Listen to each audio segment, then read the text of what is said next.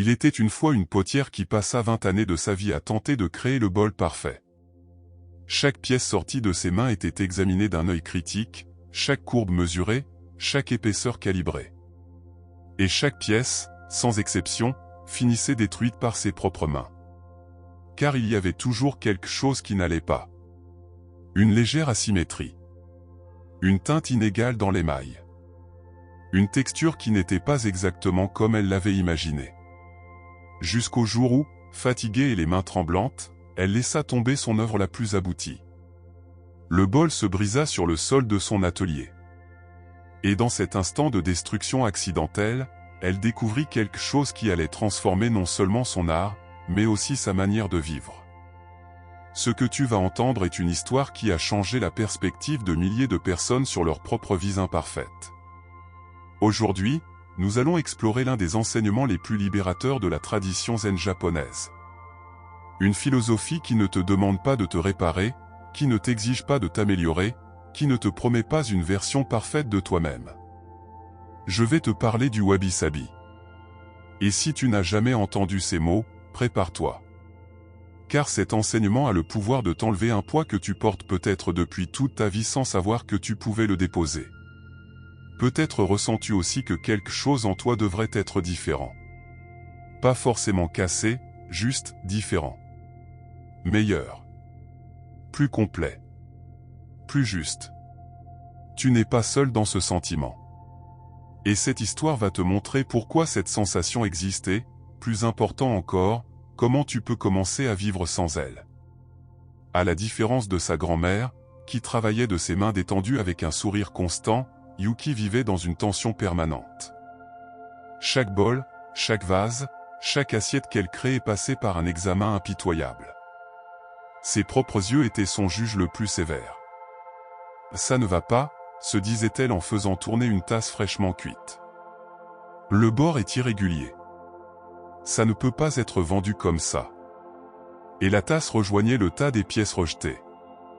Un tas qui grandissait mois après mois, année après année. Les habitants du village ne comprenaient pas. Ils venaient dans son atelier et regardaient ces pièces, imparfaites, avec admiration. « Ne puis-je acheter celle-ci » demandait-il en montrant un bol du tas des refus. « Non » répondait Yuki fermement. « Cette pièce a des défauts. Elle n'est pas à la hauteur. »« Mais elle est magnifique » insistait-il. Yuki secouait la tête. Pour elle, la beauté n'existait que dans la perfection. Et la perfection semblait toujours se trouver un pas au-delà de ce que ses mains pouvaient créer. Avec le temps, cette quête incessante commença à l'affecter de façon qu'elle-même ne remarquait pas. Elle se réveillait au milieu de la nuit en pensant à des pièces qu'elle avait détruites des années auparavant. « Peut-être que j'aurais pu la sauver », pensait-elle. « Peut-être qu'avec un peu plus de travail. » Pendant la journée, ses mains tremblaient légèrement lorsqu'elle travaillait l'argile. Non pas d'excitation, mais de peur. Peur de se tromper. Peur de créer quelque chose d'imparfait. Peur de décevoir cette image intérieure de ce que son travail devait être. Les gens du village commencèrent à remarquer que Yuki ne souriait plus. Qu'elle marchait les épaules tendues. Que ses yeux, autrefois brillants, ne montraient plus que de la fatigue. « Tu vas bien » lui demandait sa voisine. « Je vais bien » répondait Yuki. « Je suis juste occupée. » Mais elle n'était pas occupée. Elle était piégée. Piégée dans une exigence que personne ne lui avait imposée sauf elle-même. Piégée dans l'idée que sa valeur dépendait de sa capacité à créer quelque chose de parfait. Et chaque jour qui passait sans y parvenir la laissait un peu plus vide. Jusqu'à ce jour d'hiver qui allait tout changer. C'était un matin froid de janvier. Yuki avait passé 3 semaines à travailler sur ce qu'elle considérait comme son chef-d'œuvre. Un bol à thé cérémoniel. Elle avait mesuré chaque proportion, contrôlé la température du four avec une précision millimétrique, appliqué l'émail en couches parfaitement uniformes. Lorsqu'elle le sortit enfin du four et le vit terminé, quelque chose s'ouvrit dans sa poitrine. Pour la première fois depuis des années, elle sentit que peut-être, juste peut-être, elle avait atteint la perfection qu'elle recherchait tant. Elle le posa sur sa table de travail pour l'examiner à la lumière naturelle. Elle fit tourner le bol lentement. Chaque angle semblait juste. Chaque courbe s'écoulait avec harmonie. Il n'y avait aucune fissure visible, aucune irrégularité dans la couleur. « C'est celui que j'attendais », murmura-t-elle pour elle-même. Mais alors, en le soulevant pour le regarder de plus près, ses mains épuisées par des années de tension trahirent sa prise. Le bol glissa entre ses doigts. Tout se produisit au ralenti. Elle vit le bol tomber, le vit tourner dans l'air, le vit s'écraser contre le sol en bois de son atelier. Le bruit de l'impact résonna dans le silence. Le bol ne fut pas complètement détruit. Il se brisa en 3 grands morceaux et plusieurs petits fragments. Yuki resta figée. Elle ne pleura pas. Elle ne cria pas. Elle resta simplement là, à regarder les morceaux sur le sol, sentant que quelque chose en elle venait aussi de se briser. Elle s'agenouilla lentement et ramassa les fragments avec des mains tremblantes. Elle les posa sur sa tablée, sans vraiment savoir pourquoi, commença à les disposer comme les pièces d'un puzzle. Et alors, elle vit quelque chose qu'elle n'avait jamais vu auparavant. C'était un matin froid de janvier. Yuki avait passé 3 semaines à travailler sur ce qu'elle considérait comme son chef-d'œuvre. Un bol à thé cérémoniel. Elle avait mesuré chaque proportion, contrôlé la température du four avec une précision millimétrique, appliqué l'émail en couches parfaitement uniformes. Lorsqu'elle le sortit enfin du four et le vit terminé, quelque chose s'ouvrit dans sa poitrine. Pour la première fois depuis des années, elle sentit que peut-être, juste peut-être, elle avait atteint la perfection qu'elle recherchait tant. Elle le posa sur sa table de travail pour l'examiner à la lumière naturelle. Elle fit tourner le bol lentement. Chaque angle semblait juste. Chaque courbe s'écoulait avec harmonie. Il n'y avait aucune fissure visible, aucune irrégularité dans la couleur. « C'est celui que j'attendais », murmura-t-elle pour elle-même. Mais alors, en le soulevant pour le regarder de plus près, ses mains épuisées par des années de tension trahirent sa prise. Le bol glissa entre ses doigts. Tout se produisit au ralenti.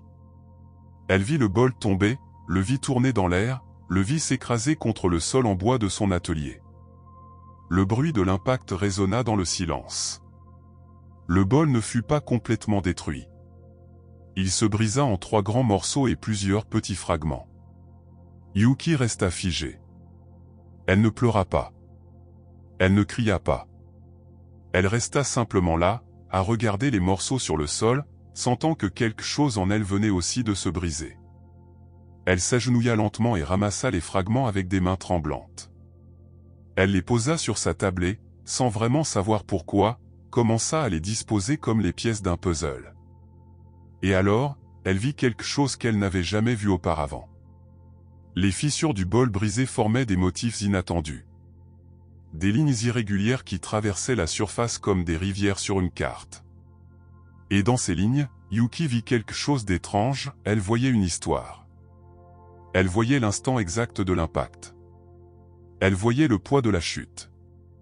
Elle voyait la fragilité du matériau et, d'une certaine manière, elle voyait aussi la fragilité de sa propre vie. Sans trop y réfléchir, elle fit quelque chose qu'elle n'avait jamais fait auparavant. Au lieu de jeter les morceaux, elle décida de les réparer. Mais pas de la manière traditionnelle, où l'on tente de dissimuler les fissures. Non. Quelque chose en elle voulait faire exactement l'inverse. Elle voulait mettre en valeur les fractures, les rendre visibles, les transformer en partie intégrante de la pièce au lieu de les cacher comme un secret honteux. Elle prit de la poudre d'or et la mélangea à de la résine. Avec patience, elle commença à réunir les fragments, comblant chaque fissure avec ce mélange doré. Le processus lui prit des heures. Ses mains ne tremblaient plus. Pour la première fois depuis des années, elle travaillait sans peur. Lorsqu'elle eut terminé, elle s'assit face au bol réparé et l'observa à la lumière de l'après-midi. Le bol n'était plus parfait. Des lignes dorées traversaient sa surface comme des cicatrices lumineuses. Chaque fissure racontait l'histoire de sa chute. Et pourtant, il y avait dans cette pièce quelque chose qui n'existait dans aucune de ses créations, parfaite. Il y avait de la vie. Il y avait de la vérité. Il y avait une beauté dans l'honnêteté de montrer que quelque chose s'était brisé et avait été reconstruit. Pour la première fois en 20 ans, Yuki ressentit quelque chose qui ressemblait à la paix.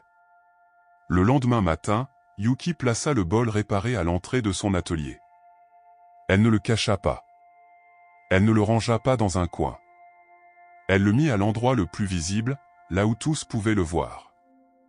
Les premiers clients qui entrèrent s'arrêtèrent devant le bol. Ils l'observèrent en silence. Yuki s'attendait à ce qu'il le rejette, qu'il dise qu'il était cassé, qu'il ne servait plus à rien. Mais ce qu'elle entendit fut différent. « Il est magnifique, » dit une vieille femme. « Je peux voir son histoire. »« Je n'ai jamais rien vu de tel, » commenta un autre client. « C'est comme si le bol avait vécu quelque chose et qu'il le partageait. »« L'est-il à vendre ?» demanda un marchand de la ville. Yuki secoua la tête. Non pas parce que la pièce n'était pas à la hauteur, mais parce qu'elle avait besoin de la garder. Elle avait besoin de se souvenir de ce qu'elle avait appris. Ce soir-là, en fermant son atelier, Yuki s'assit devant le bol réparé et se rappela quelque chose que sa grand-mère lui avait dit de nombreuses années auparavant, lorsqu'elle n'était encore qu'une enfant. Yuki, lui avait dit la vieille femme pendant qu'elle travaillait l'argile ensemble, la perfection n'existe pas dans la nature. Ni dans les arbres, ni dans les montagnes, ni dans l'eau. Tout ce qui est vivant porte des irrégularités, des asymétries, des marques du temps. Et pourtant, existe-t-il quelque chose de plus beau qu'une forêt ancienne ou qu'une rivière qui a creusé son chemin à travers la roche? À l'époque, Yuki n'avait pas compris. Elle pensait que sa grand-mère essayait simplement de la consoler après qu'elle eût raté une pièce. Mais maintenant, en regardant le bol aux fissures dorées, elle comprit. Sa grand-mère lui parlait du wabi-sabi. Wabi-sabi. Deux mots qui, ensemble, désignent quelque chose de difficile à traduire. Wabi parle de la beauté du simple, de l'austère, de ce qui n'a pas besoin d'ornement pour exister. Sabi parle de la beauté que le temps apporte, de l'usure, de la patine de ce qui a été vécu. Ensemble, ces mots forment une philosophie qui ne voit pas l'imperfection comme un défaut, mais comme une caractéristique inhérente à tout ce qui existe. Une manière de regarder la vie qui accepte la transience, l'incomplétude, l'irrégularité comme faisant naturellement partie de l'existence. Yuki commença à approfondir cette philosophie. Elle visita d'anciens temples où des maîtres zen lui expliquèrent que le wabi-sabi n'est pas seulement une manière de créer de l'art, mais une manière de vivre. « Regarde ce temple », lui dit un vieux moine en désignant les poutres de bois usées par des siècles. « Vois-tu comment le bois s'est assombri avec le temps? Vois-tu les fissures, les marques, les irrégularités? Nous pourrions les remplacer par du bois neuf, poli, parfait. Mais alors nous perdrions l'histoire. Nous perdrions la vérité du fait que ce temple est resté ici, soutenant des générations, résistant aux tempêtes, abritant des prières. » Le moine fit une pause. « Il en va de même pour les personnes. Tu as des fissures, Yuki.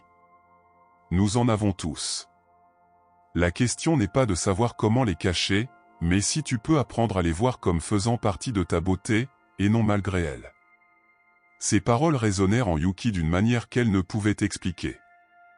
Pendant 20 ans, elle avait vécu en guerre contre elle-même, essayant d'éliminer chaque imperfection, chaque erreur, chaque signe qu'elle était humaine et donc faillible. Avant de poursuivre ce que Yuki découvrit ensuite, je voudrais te demander quelque chose. Si cette histoire touche quelque chose en toi, si tu reconnais cette voix qui te dit que tu devrais être différent, meilleur, plus complet, abonne-toi à cette chaîne. Ici, nous partageons des enseignements anciens qui t'aident à vivre avec moins de poids, plus d'honnêteté, plus de paix. Clique sur le bouton d'abonnement et active la cloche. Chaque semaine, nous publions du contenu qui peut changer ta relation à toi-même. Maintenant, revenons à Yuki, car ce qui suit est le plus important. Yuki retourna dans son atelier avec une décision claire. Elle n'essaierait plus de créer des pièces parfaites. À la place, elle commencerait à créer des pièces honnêtes. Elle se mit à travailler d'une manière totalement différente. Elle ne mesurait plus chaque millimètre. Elle ne détruisait plus les pièces pour de petites irrégularités. Au contraire, elle laissait l'argile s'exprimer, prendre des formes légèrement asymétriques, montrer les marques de ses doigts. Elle cessa de contrôler excessivement la température du four, laissant le feu créer des motifs uniques et irrépétibles dans les émaux. Certaines pièces sortaient avec des dégradés de couleurs inattendues. D'autres présentaient de petites bulles ou des textures qu'elle aurait autrefois considérées comme des défauts. Et quelque chose d'extraordinaire commença à se produire. Ces pièces commencèrent à se vendre plus que jamais. Des gens voyageaient depuis d'autres villes uniquement pour acheter dans son atelier. Mais plus important encore, les gens n'achetaient pas malgré les imperfections, mais précisément à cause d'elles. Chaque pièce est unique, disaient les clients. Je peux sentir qu'il y a quelque chose de vivant là-dedans. Quelque chose de réel. Ils avaient raison. Il y avait quelque chose de différent dans ces pièces. Ce n'étaient pas des produits fabriqués en série cherchant à se ressembler. C'étaient des créations individuelles, chacune avec sa propre personnalité, sa propre histoire, sa propre manière d'exister dans le monde. Yuki remarqua aussi un changement en elle-même. Ses mains ne tremblaient plus lorsqu'elle travaillait. Elle dormait mieux. Elle souriait davantage. La tension constante dans ses épaules commença à disparaître. Ce n'est pas que tout devint facile ou parfait dans sa vie. Il y avait toujours des jours difficiles. Elle continuait à faire des erreurs. Elle continuait à créer des pièces qui ne sortaient pas comme elle l'espérait. Mais elle ne les voyait plus comme des échecs. Elle les voyait comme faisant partie du processus. Comme faisant partie du fait d'être humaine. Comme faisant partie de la création avec les mains et le cœur, plutôt qu'avec l'esprit seul. Un jour, une jeune femme entra dans l'atelier de Yuki. Elle apportait avec elle une ancienne jarre qu'elle avait héritée de sa mère. La jarre présentait une profonde fissure qui la traversait de haut en bas. « Peux-tu la réparer ?» demanda la jeune femme, les yeux humides. « Je sais qu'elle est cassée, mais elle appartenait à ma mère. Je ne peux pas simplement la jeter. » Yuki prit la jarre avec précaution et l'examina. La fissure était profonde, elle divisait presque la pièce en deux. Mais Yuki voyait aussi autre chose dans cette fracture. Elle voyait de l'amour. Elle voyait la mémoire. Elle voyait des années passées sur une table familiale, tenant des fleurs, faisant partie d'une vie. « Je peux non seulement la réparer, » dit Yuki avec un sourire, « mais je vais faire en sorte que cette fissure devienne la partie la plus belle de la pièce. » Au cours des jours suivants, Yuki appliqua la technique du kintsugi, l'art de réparer avec de l'or qu'elle avait appris en réparant son propre bol. Elle remplit la fissure avec de la résine mélangée à de la poudre d'or, mettant en valeur la fracture au lieu de la dissimuler. Lorsque la jeune femme revint chercher la jarre, elle resta sans voix. La fissure dorée brillait sous la lumière, transformant ce qui était auparavant un défaut en une caractéristique unique et magnifique. « Elle est plus belle maintenant que lorsqu'elle était intacte, » murmura la jeune femme, des larmes coulant sur ses joues. « Maintenant, je peux voir son histoire. Je peux voir qu'elle a survécu. Je peux voir que, même brisée, elle reste précieuse. » Yuki acquiesça. « Comme toi. Comme moi. Comme nous tous. » Les années passèrent. Yuki vieillissait. Ses mains, qui tremblaient autrefois de tension, tremblaient désormais légèrement à cause de l'âge. Son dos se voûtait un peu plus chaque année. Des rides apparurent sur son visage, des marques du temps qu'elle aurait autrefois essayé de cacher. Mais à présent, lorsqu'elle se regardait dans le miroir, elle ne voyait plus de défauts. Elle voyait une vie vécue. Elle voyait l'expérience. Elle voyait les fissures dorées de sa propre existence. Un jour, alors qu'elle travaillait dans son atelier, une jeune fille arriva, qui lui rappela ce qu'elle était 20 ans plus tôt. La jeune femme apportait plusieurs pièces de céramique qu'elle avait réalisées. « Maître Yuki, dit-elle d'une voix tremblante, pourriez-vous regarder mon travail et me dire ce que je fais mal ? J'ai essayé pendant des années de créer des pièces parfaites, mais il y a toujours quelque chose qui ne va pas. Il y a toujours un défaut. » Yuki regarda les pièces. Elles étaient techniquement impeccables. Chaque courbe était précise, chaque surface uniforme. Mais il manquait quelque chose. Il manquait une âme. Il manquait l'empreinte des mains qui les avaient créées. « Que vois-tu lorsque tu regardes ces pièces » demanda Yuki. « Je vois toutes les erreurs » répondit immédiatement la jeune femme. « Et ici, l'émail n'est pas complètement uniforme. Ici, il y a une petite bulle. Ici... » « Arrête » l'interrompit Yuki doucement. « Maintenant, je veux que tu fasses quelque chose de différent. Je veux que tu regardes cette pièce que je viens de terminer. » Yuki lui montra un bol clairement asymétrique. Un côté était légèrement plus haut que l'autre. L'émail présentait des dégradés de couleurs, plus sombres à certains endroits, plus clairs à d'autres. « Mais que vois-tu » demanda Yuki. La jeune femme hésita. « Je vois des irrégularités. » « Les » insista Yuki. « Les » et je vois aussi quelque chose de beau. Je vois que chaque angle est différent. Je vois qu'il y a du mouvement, de la vie. Je vois que... « Mais tu vois ce qui est » conclut Yuki. « Pas ce qui devrait être. Ce qui est. » Yuki emmena la jeune femme à l'arrière de son atelier, où elle conservait encore ce premier bol réparé avec de l'or. Celui qui était tombé de ses mains tant d'années auparavant. « Ce bol m'a appris quelque chose qui a changé ma vie » dit Yuki. « Il m'a appris que la beauté ne réside pas dans l'absence de fissures, mais dans l'honnêteté de les montrer. Que la valeur ne réside pas dans le fait d'être parfait, mais dans le fait d'être réel. » Elle prit le bol entre ses mains vieillies. « Pendant 20 ans, j'ai essayé de créer le bol parfait.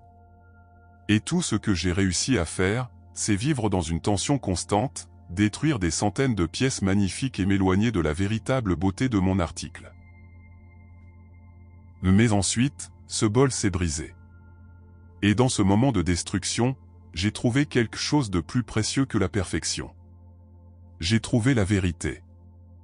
Et la vérité, c'est que rien n'est achevé. Rien n'est parfait. Rien ne reste identique pour toujours. Et ce n'est pas un problème. C'est la vie. » La jeune femme écoutait, les yeux remplis de larmes. « Les fissures de ce bol racontent une histoire, » poursuivit Yuki. « Elle raconte l'histoire d'une femme qui a essayé d'être parfaite et qui a échoué. Mais elle raconte aussi comment cette femme a appris à lâcher prise. À permettre. À vivre sans être en guerre permanente avec elle-même. » Yuki tendit le bol à la jeune femme. « Je veux que tu le gardes. Et chaque fois que tu le regarderas, je veux que tu te souviennes d'une chose, tes imperfections ne sont pas des erreurs. Elles sont la preuve que tu es vivante. Que tu as essayé des choses. Que tu es tombée et que tu t'es relevée. Que tu es humaine. Mais tu n'as pas besoin d'être parfaite. Tu as seulement besoin d'être honnête.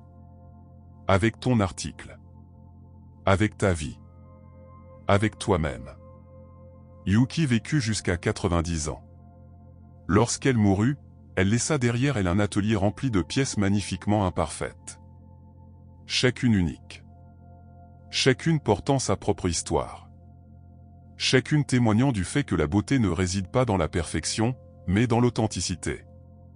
À ses funérailles, des centaines de personnes apportèrent les pièces qu'elles avaient achetées au fil des années.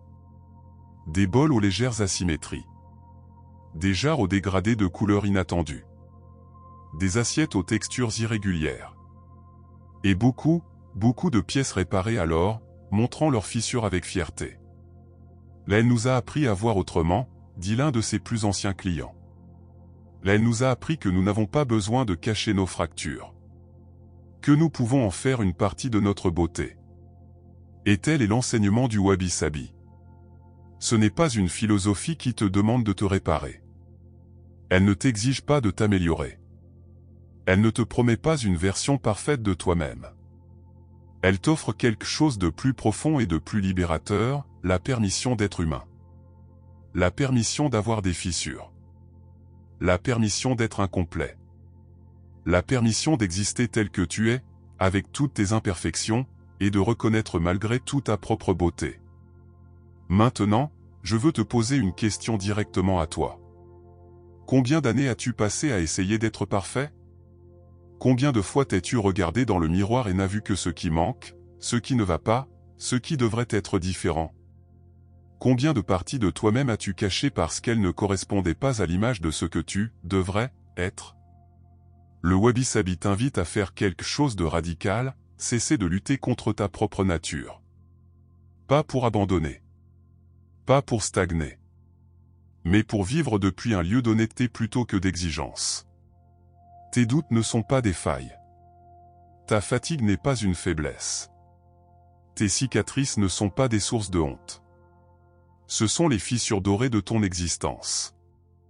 Elles sont la preuve que tu as vécu, que tu as essayé, que tu as été suffisamment courageux pour être dans le monde malgré ta fragilité. Tu n'as pas besoin de te réparer avant de t'autoriser à être en paix. La paix n'est pas la récompense à la fin du chemin de la perfection.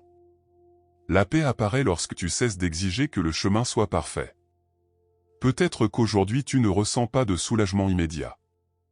Peut-être que demain les doutes reviendront. Peut-être que l'exigence reprendra le dessus. Cela fait aussi partie du processus. Le Wabi-Sabi ne promet pas que tout sera facile immédiatement. Il te rappelle seulement que tu n'as pas besoin d'être achevé pour avoir de la valeur. La vie continue, imparfaite, incomplète, et pourtant profondément vivante. Si cette histoire a touché quelque chose en toi, si ce que Yuki a découvert est quelque chose que toi aussi tu as besoin de découvrir, je t'invite à t'abonner à Sagesse Zen. Chaque semaine, nous partageons des enseignements qui t'aident à vivre avec moins de poids et plus de vérité. Clique sur j'aime si cette vidéo a résonné en toi. Partage-la avec quelqu'un qui a besoin d'entendre qu'il n'a pas besoin d'être parfait pour être précieux. Et laisse-moi un commentaire, quelle est la fissure dorée de ta vie? Quelle imperfection es-tu en train d'apprendre à accepter? On se retrouve dans la prochaine vidéo.